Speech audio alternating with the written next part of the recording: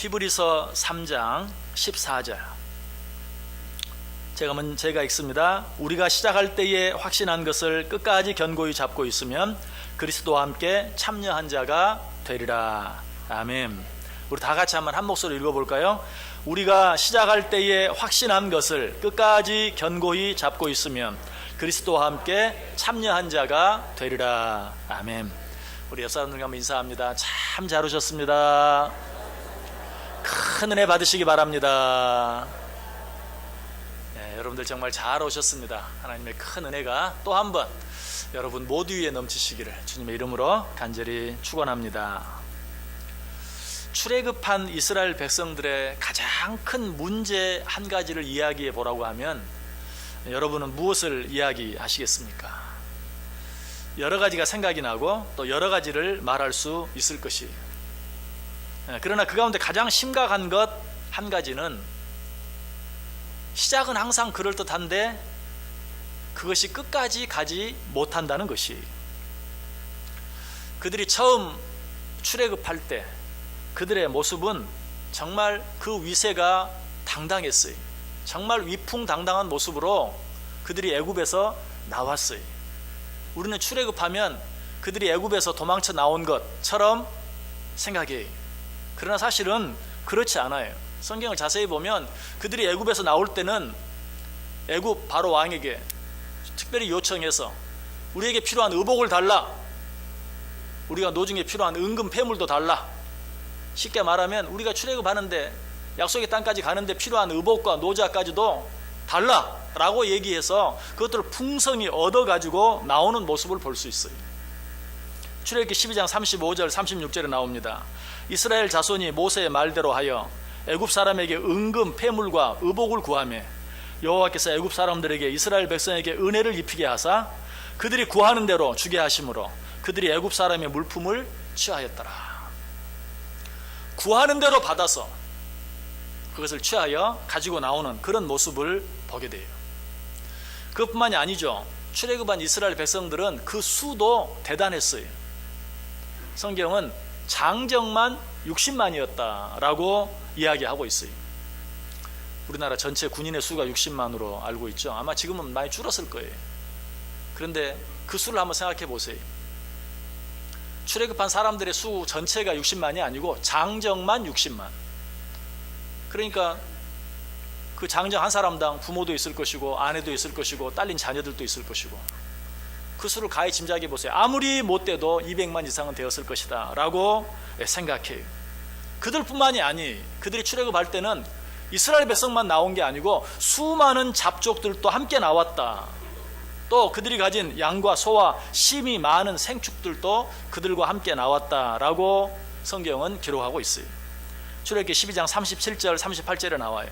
이스라엘 자손이 라암셋을 떠나서 숫곳에 이르니 유아 외에 보행하는 장정이 60만 가량이요 수많은 잡족과 양과 소와 심이 많은 가축이 그들과 함께 하였다. 6.25 전쟁 때 피난민들의 한번 그 행렬을 생각해 보세요. 소를 끌고 달구지를 끌고 등에 벗짐을 지고 아이들 업고 내려오는 그런 모습들, 그 모습이 장정만 60만, 적어도 200만이 넘는 행렬이 그러한 모습으로 나온다고 생각해 보세요. 얼마나 그 모습이 대단했겠어요. 그러나 이스라엘 백성들의 그 위풍당당한 모습, 그 위세는 얼마 가지 못해서 무너지고 말아요. 어디에서? 홍해 앞에서. 출애굽하자마자 만나게 되었던 홍해. 이스라엘 백성들을 하나님의 뜻대로 보내주긴 했는데 금방 마음이 변한 바로 때문에 바로와 그의 군대들이 뒤쫓아오죠. 큰일 났다 하고 앞을 보니까 어때요? 앞은 홍해가 가로막고 있어요. 앞은 홍해가 가로막고 있고 뒤에는 이스라엘 애굽의 군대가 쫓아오는 그런 모습 속에서 그들의 그 위풍당당하던 모습은 간데 온데 없이 사라져버리고 졸지에 오락가락하는 그런 모습을 보게 돼요. 단순히 어쩔 줄 몰라 오락가락할 뿐만이 아니었죠. 모세를 향하여 원망합니다. 뭐라고? 애굽에 매장지가 없어서 우리를 여기까지 끌어내어서 여기서 죽게 만드느냐. 그렇게 애굽에서 나오길 원했으면서도 그들의 부르짖음이 정말 하나님께 상달되어서 하나님께서 그들을 애굽에서 이끌어내 주셨는데 순간적인 어려움 앞에서 애굽에 죽을 데가 없어서 차라리 거기서 죽었으면 좋았을 텐데 우리를 여기까지 끌어내요. 이곳에서 죽게 만드느냐라고 원망하는. 여러분, 모세를 향한 이 원망은 단순히 모세를 향한 원망이 아니에요. 누구를 향한 원망입니까? 하나님을 향한 원망이에요. 기적적으로 출애굽한 그 모든 것, 그들이 출애굽하기 전에 어때요? 10가지 재앙, 하나님이 행하시는 그 놀라운 일들은 그들은 목격했어요. 또 나올 때 의복까지, 은금 폐물까지 얻어가지고 나올 줄은 생각도 하지 못했어요. 그러나 하나님이 그 모든 일들을 이루셨어요. 그것을 보고도 앞에 놓인 홍해와 뒤쫓아온 애국 군대로 말미암아서 그렇게 하나님을 향해 원망하는 이스라엘 백성들의 모습을 보게 돼요. 자, 그런데 하나님이 어떻게 하셨습니까? 기적적으로 그 홍해를 건너게 하세요. 홍해를 가르사 이스라엘 백성들이 바다를 육지같이 마른 땅처럼 건너가게 만드세요. 그러나 그 뒤에 쫓아오던 애국 군대는 어때요? 따라 홍해 안으로 들어왔을 때 물이 다시 합해지게 해서 그 안에 다 수장되게 만드는 것을 보게 돼요. 자, 이스라엘 백성들이 또 어떻게 합니까? 하나님이 그처럼 놀라운 일을 행하니까 또 이번에는 하나님을 얼마나 아름답게 찬양하는지 몰라요. 그 찬양이 보통 찬양이 아니에요. 너무나도 아름답고 너무나도 감격스러운 찬양이었어요. 출애굽기 15장에 나오는데 이 찬양은 우리가 함께 읽어볼 필요가 있어요. 얼마나 아름답게 찬양하는지 여러분 성경 한번 펴보세요. 출애굽기 15장 1절에서 18절까지 좀 길지만 한번 읽어보겠습니다. 출애굽기 15장 1절에서 18절.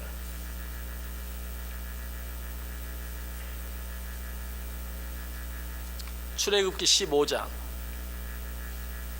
1절에서 18절까지 교독하겠습니다. 제가 먼저 1절 읽습니다. 이때에 모세와 이스라엘 자손이 이 노래로 여호와께 노래하니 일러스되 내가 여호와를 찬송하리니 그는 높고 영화로우시며 말과 그 탄자를 바다에 던지셨음이로다.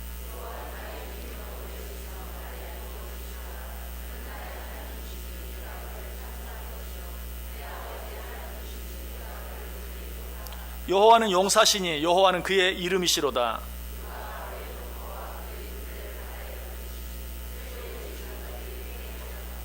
깊은 물이 그들을 덮으니 그들이 돌처럼 깊은 속에 가라앉았도다.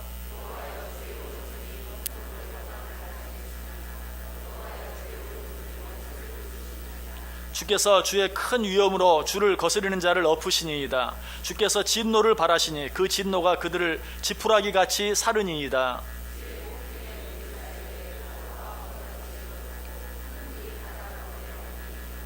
원수가 말하기를 내가 뒤쫓아 따라잡아 탈취물을 나누리라. 내가 그들로 말미암아 내 욕망을 채우리라. 내가 내 칼을 빼리니 내 손이 그들을 멸하리라 하였으나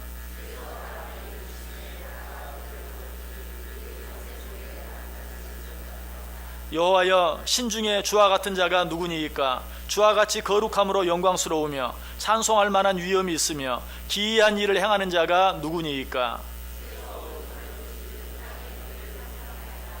주의 인자하심으로 주께서 구속하신 백성을 인도하시되 주의 힘으로 그들을 주의 거룩한 처소에 들어가게 하시나이다.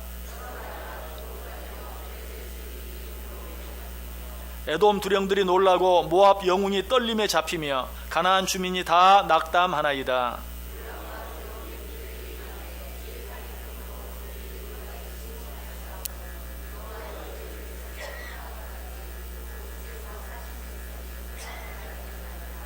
주께서 백성을 인도하사 그들을 주의 기업의 산에 심으시리이다. 여호와여 이는 주의 처소를 삼으시려고 예비하신 것이라. 주여 이것이 주의 손으로 세우신 성소로소이다. 아멘.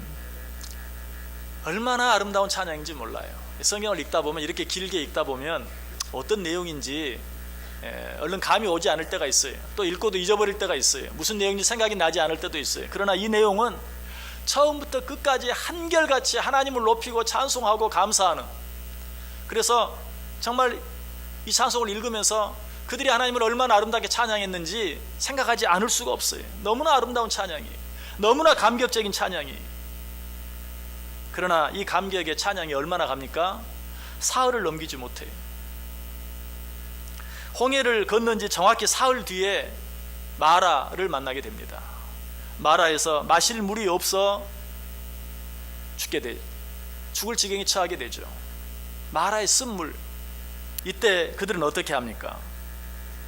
하나님께서 홍해에서 그들을 놀랍게 인도하시고 그들을 그처럼 아름답게 기적적으로 지켜주시고 보호해 주셨지만 그들은 마라의 쓴물 앞에서 그 모든 것 다 잊어버리고 또 모세를 향하여, 하나님을 향하여 원망하는, 우리가 무엇을 먹을까 무엇을 마실까 하면서 원망하는 그런 모습을 보게 돼요.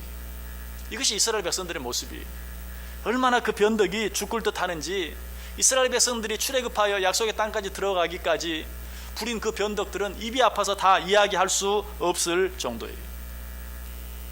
출애굽한 이스라엘 백성들 뿐만 아니 우리가 그토록 아름답게 생각하는 초대교회 성도들에게도 그런 모습들이 있었어요. 우리는 늘 기도하죠. 초대교회와 같은 교회 되게 해주옵소서. 초대교회 성도들과 같은 성도들 되게 해주옵소서. 맞아요. 정말 초대교회 아름다운 교회였고 초대교회 성도들 정말 아름답게 신앙생활을 했어요. 그러나 그들에게도 정말 그 변덕이 죽을 듯하는 그런 마음들이, 그런 것들이 없었던 것은 아니에요. 구원은 하나님의 은혜로 얻는다, 아멘 하고 받아들였다가도 조그만 이단 사설이 하나 들어와서 은혜로만 구원받을 수 있는 게 아니야, 행위로 구원받아야지, 착한 일 많이 해야지, 착하게 살아야지 하면 금방 흔들리고 말아요. 구원받기 위해서는 반드시 할례를 받아야 돼. 할례가 구원의 조건이 아니라고 그렇게 이야기를 해도 아니야, 할례 받아야 돼, 누가 한마디 하면 또 금방 흔들리는 그런 모습들을 보아요. 하나님의 구원은 이 세상 모든 사람들에게 주어지는 것이야. 유대인이나 헬라인이나 누구에게나 다 믿는 자들에게 주어지는 것이야. 아멘 했다가도 금방 아니야, 구원은 택한 백성 유대인들에게만 주어지는 것이야 하면 또 금방 그런 줄 알고 흔들리는 그런 초대교회 성도들의 모습도 보게 돼요. 그런 성도들의 모습을 보면서 지금 히브리서 기자가 오늘 본문을 기록하고 있는 것이 뭐라고? 우리가 시작할 때에 확신한 것을 끝까지 견고히 잡고 있으면 그리스도와 함께 참여한 자가 되리라. 아니, 너희가 시작할 때는 은혜로 시작했다가 왜 율법으로 망하려고 하느냐 하는 것을 생각하면서 우리가 시작할 때에 확신한 것을 끝까지 견고히 잡고 있으면 그리스도와 함께 참여한 자가 될 것이다 라고 말하고 있어요. 자, 이런 말씀을 통해서 우리가 얻을 수 있는 교훈이 무엇입니까? 우리가 이 세상을 살면서 무엇을 하든지 어떤 일을 하든지 시작도 중요하지만 더 중요한 것은 무엇이에요? 그 끝이 훨씬 더 중요하다는 것이. 아무리 아름답게 시작했다 할지라도 그 끝이 아름답지 못하면 그 아름다운 시작은 부끄러운 것이 되고 말아요. 그러나 아름답게 시작하지 못했다 할지라도 그 끝이 아름다우면 그 아름답지 못했던 시작조차도 더 아름다운 것이 되는 것이.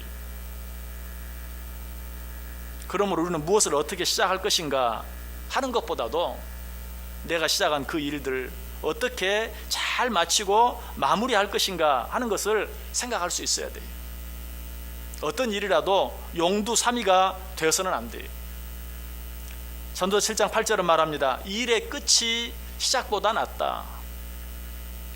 어떤 일을 얼마나 잘, 얼마나 멋지게, 얼마나 아름답게 시작했느냐 하는 것보다도 어떤 일을 얼마나 잘, 얼마나 아름답게 마치느냐 하는 그것이 더 중요하다라고 이야기하고 있어요. 우리 한국 사람들의 안 좋은 특징 가운데 하나가 있다면 뭘까요? 시작은 항상 요란 뻑떡지근하게 하는데 그 끝은 항상 시작만 못할 때가 너무나 많다라는 것이.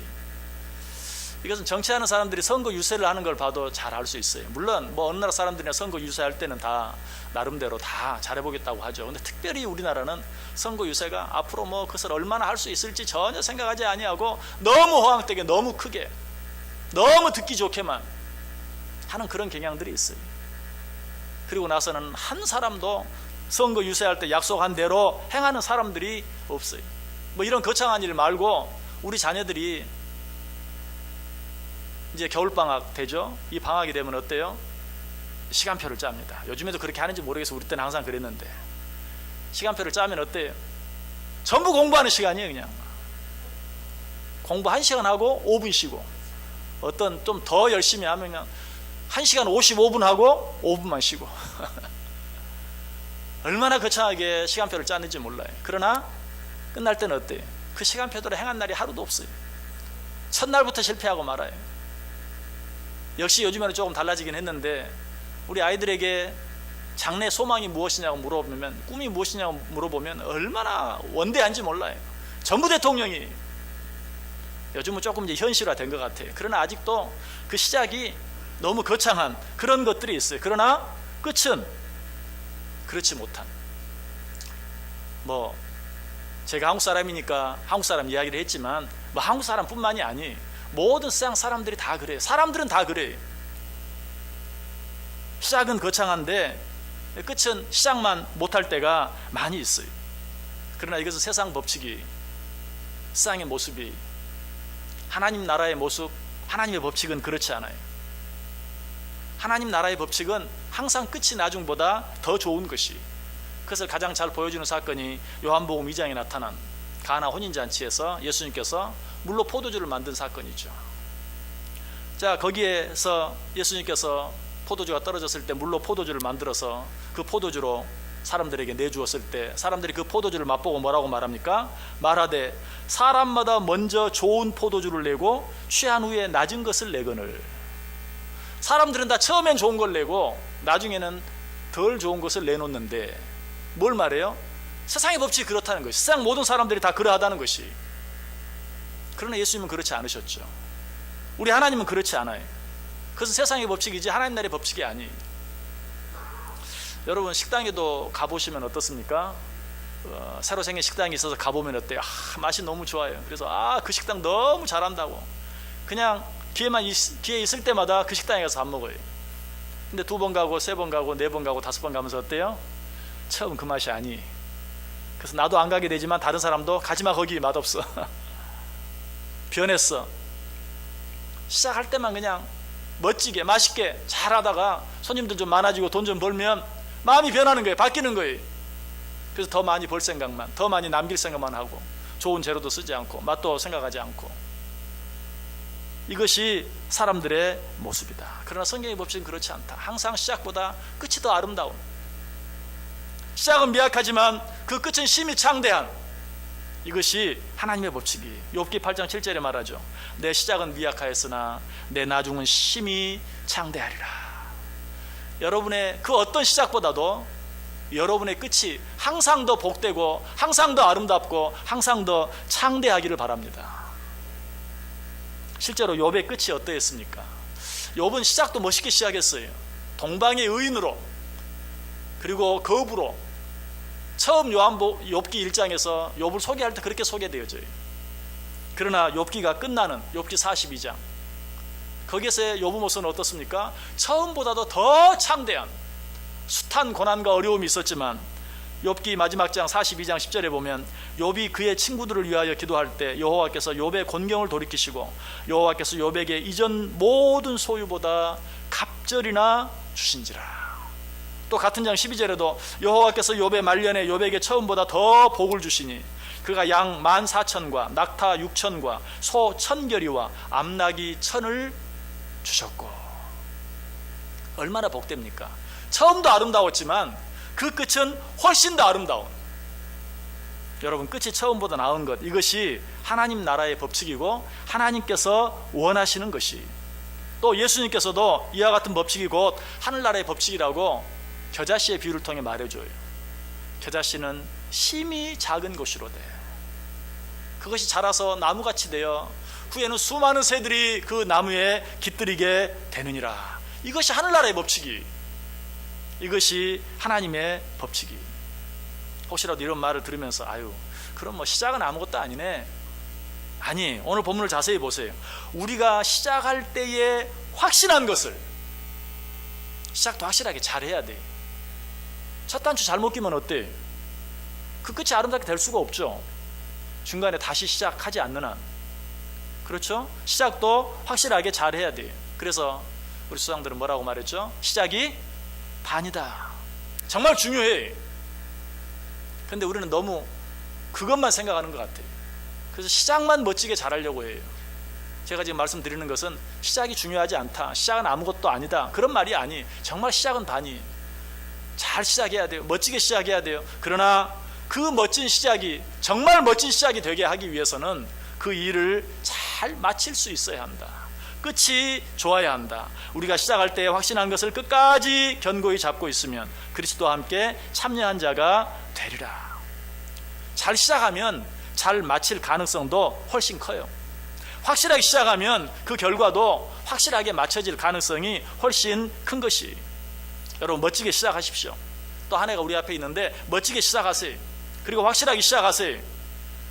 그러나 그것보다 더 중요한 것이 있다는 것 잊지 마세요. 그 끝이 좋아야 한다는, 그 끝이 아름다워야 한다는, 확실하게 잘 마칠 수 있어야 한다는. 그래서 오늘 본문과 아주 비슷한 말씀 한 구절을 찾는다면 갈라디아서 6장 9절 말씀을 찾을 수 있어요. 우리가 선을 행하되 낙심하지 말지니 포기하지 아니하면 때가 이름에 거두리라. 이제 한 해가 며칠 남았어요? 이틀 남았어요. 이틀도 채 남지 않았죠. 여러분 올 한 해 어떻게 시작했습니까? 여러분 혹시 이 하루를 이제 아이고 2018년 다 지나갔네, 내가 시작할 때는 이렇게 시작하고 이렇게 하려고 했고 이렇게 다짐하고 이렇게 결단했는데 제대로 된 게 하나도 없네, 혹시 벌써 포기해버린 분 계시지 않습니까? 여러분 포기하지 마세요. 여러분 이 한 해를 아름답게 마칠 수 있는, 아름답게 끝낼 수 있는 기회가 아직도 우리에게 있어요. 어떻게 하면 될까요? 오늘 본문 바로 앞에 이런 말씀이 있어요. 13절 보시면 오직 오늘이라 일컫는 동안에 매일 피차 권면하여 너희 중에 누구든지 죄의 유혹으로 완고하게 되지 않도록 하라. 오직 오늘이라 일컫는 동안에. 아유 이제 다 지나갔는데 뭐 아유 이틀도 채 안 남았는데 뭘 내년부터나 잘해야지. 여러분 이런 분은 내년도 똑같아요.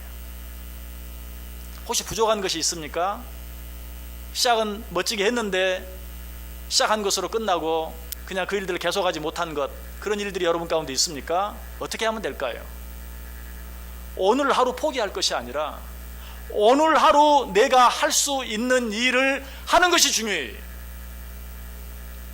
여러분 왜 우리가 어떤 일을 멋지게 시작하고도 그 일들을 멋지게 마치지 못합니까? 오늘을 살지 못하기 때문에 그래요. 항상 아유 내일 하지 뭐 내일, 아유 오늘도 또 그냥 바쁘게 지나가 버렸네, 오늘도 생각지 않았던 일이 있었네, 할 수 없지 뭐 내일 해야지. 오늘을 살지 못하기 때문에 제 아무리 멋지게 시작해도 아름다운 끝이 없어요.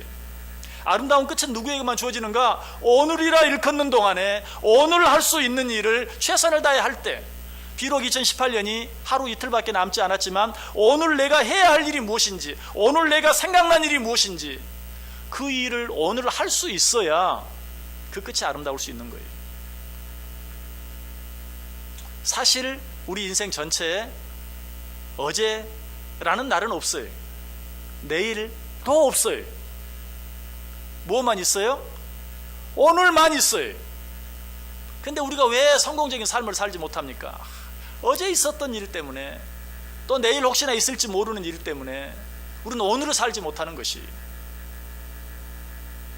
그래서 히브리서 기자는 처음 시작할 때 확실한 것을 끝까지 견고히 잡으면 그리스도의 날에 참여한 자가 될 것이다. 어떻게 그렇게 할 수 있는가? 그 앞에 오직 오늘이라 일컫는 동안에 오늘을 살라는 것이, 오늘 할 수 있는 일을 행하며 살라는 것이. 여러분 평생이 기쁘고 즐거운 평생이 되기를 원하십니까? 아멘. 한 사람들만 그렇게 될지어다. 여러분 평생이 기쁘고 즐거운 평생 되기를 원하세요? 어떻게 하면 될까요? 오늘 기쁘게 살면 돼요. 모세가 그걸 알았어요. 그래서 모세는 시편 90편 14절에 아침에 주의 인자하심이 우리를 만족하게 하사 우리를 일생 동안 즐겁고 기쁘게 하소서. 오늘 아침에 주의 인자하심으로 나를 만족하게 하사, 오늘 하루가 만족한 하루가 되게 하사 우리를 일생 동안 즐겁고 기쁘게 살게 해주소서. 얼마나 지혜로운 기도인 줄 몰라요. 2019년 한 해 기쁘게 해주세요, 평안하게 해주세요 기도해놓고도 못 믿어. 정말 그럴까? 여러분 그렇게 기도하지 마시고, 하나님 오늘 하루 기쁘게 해주세요, 오늘 하루 만족하게 해주세요, 오늘 하루 평안하게 해주세요. 그런 오늘 하루가 쌓이고 쌓여서 내 인생 전체가 기쁘고 즐겁게 해주소서. 얼마나 아름다운 기도인지 몰라요. 여러분 1년 한 해를 내가 시작한 것처럼 멋지게 살아가는 것, 자신이 없어서 구더기 장 구더기 무서워 장 못 닦는다는 말처럼 시작도 못하고 계시는 분 계십니까? 그럴 필요 없어요. 내게 주어진 하루 멋지게 살면 2019년 한 해 멋지게 살아갈 수 있어요. 기쁘게 살아갈 수 있어요. 아니 2018년 한 해 동안 내가 계획하고 작정한 일들을 행하지 못했다 할지라도 오늘 하루 하나님께서 내게 생각나게 하신 일이 있습니까? 돌아보게 하신 일이 있습니까? 그 일을 오늘 행할 수만 있다면 2018년도 비록 이틀밖에 남지 않았지만 아름답게 끝낼 수 있어요. 그 일이 어떤 일입니까? 그 일을 찾으세요. 그 일을 발견하세요. 그리고 그 일을 하세요. 오늘 할 일을 이미 행하지 못한 일, 그런 일을 다 생각하지 마시고 오늘 할 수 있는 일, 그것을 찾아서 그것을 행해 보세요. 그렇게 함으로 말미암아 2018년도 아름답게 끝낼 뿐만 아니라 2019년도 두려움으로 맞이하는 것이 아니라 내게 주어진 하루하루 최선을 다하며 오늘 할 일 행하며 살아갈 때 시작도 아름답지만 정말 그 끝은 더 아름답게 되어지는 복된 새해 맞이할 수 있게 되기를 주님의 이름으로 간절히 축원합니다. 기도합니다. 하나님 감사합니다. 말씀해 주시니 감사합니다. 우리는 시작은 잘하지만 끝을 아름답게 맺지 못하는 연약한 자들입니다. 2018년 이제 이틀밖에 남지 아니했습니다. 하나님, 오늘 내가 해야 할 일이 무엇입니까? 오늘 내가 할 수 있는 일이 무엇입니까? 그 일을 감당함으로 말미암아 한 해를 은혜 가운데 마무리하고 우리 앞에 놓여진 새해를 믿음으로 맞이할 수 있는 우리 모두 되게 해 주옵소서. 예수님의 이름으로 기도드리옵나이다. 아멘.